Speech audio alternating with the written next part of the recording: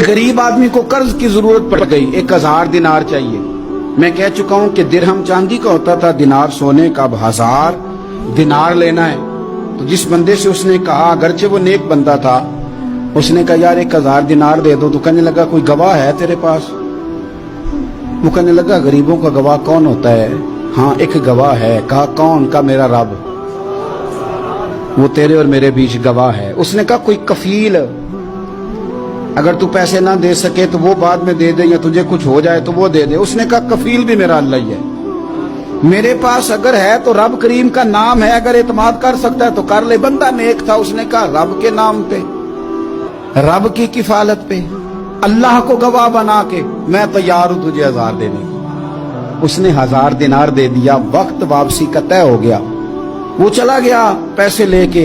उसने पूरी मेहनत की कि मैंने वक्त पे पैसे लौटाने, पूरी मेहनत भी कर ली, अल्लाह ने मदद भी कर दी, पैसे भी उस तारीख को उसे मिल गए। बाद लोगों का तो लौटाने का दिल ही नहीं ना होता।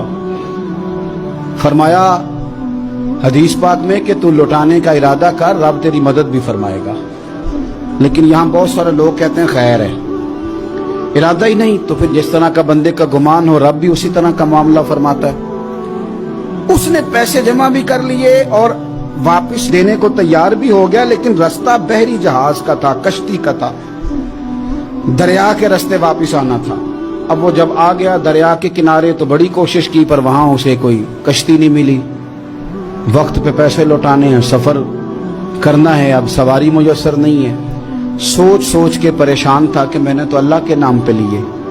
अचानक दिल में एक तजवीज आई। उसने एक लकड़ी ली, लकड़ी को अंदर से खोला, 1000 दिनार उसमें भरा। बुखारी पढ़ रहा हूं, और साथ एक खत भी लिखा कि यार मैं पैसे पहुंचाना चाहता था पर मुझे कोई चीज नहीं मिली दरिया के उस पार आने, अल्लाह के नाम पर तेरी तरफ रवाना कर रहा हूं। और ये कह के वो लकड़ी दरिया में रख दी।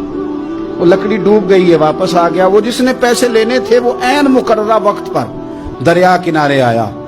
सुबह से सरे शाम तक उसने इंतजार किया। दिल ढलने लगा तो दिल में ख्याल आ गया कि यार नहीं, उसने देने ही नहीं, झूठा वादा कर गया, पहुंचा ही नहीं वक्त पे। अब जब वापस लौटने लगा तो अचानक दरिया में एक लकड़ी तैरती हुई दिखाई दी। कहने लगा ले जाता हूं, शाम को रोटियां पकाने के काम आएगी, ईंधन बना के जला लूंगा, हंडिया पक जाएगी। लकड़ी उठा के जलाने के लिए घर लाया। गुमान था कि वो नहीं आया वादा करके। अल्लाह को कफील और वकील बना के और गवाह बना के फिर भी नहीं आया। लकड़ी लेके घर गया, बुखारी है, और जब उसको चीरा ना कि मैं इसकी आग जलाऊंगा, खोला तो अंदर से 1000 दिनार भी निकल आया, खत भी निकल आया। अब जरा समझना, उसके दिल में बात किसने डाली कि तू लकड़ी में पैसे डाल दे? अल्लाह ने। उस बंदे को मुकर्ररा वक्त पे किनारे भेजा किसने? लकड़ी सिर्फ उसी के हाथ आई तो ये बंदोबस्त किया किसने? अल्लाह ने। घर जाके चीरी तो पैसे बाहिफाजत उस तक पहुंचाए किसने? तो फिर हमें भी तवज्जो अल्लाह की जानिब भी करनी चाहिए। हमारे पे दिल की तवज्जो रब की तरफ ही होनी चाहिए ना। हमें इधर उधर जाने की, देखने की, बंदों पर गौर करने की जरूरत क्या है? वो पैसे पहुंच गए, ये वहां अपनी जगह पे परेशान था। इसने 1000 दिनार और जमा किया। फिर दोबारा एक दिन दरिया किनारे आया, कश्ती मिल गई, बैठ के अपने उस भाई के पास आया। कहने लगा देखना मुझ पर बदगुमान ना होना, पैसे उस तारीख को भी जमा कर लिए थे। दरिया पे आया था पर कश्ती नहीं मिली थी।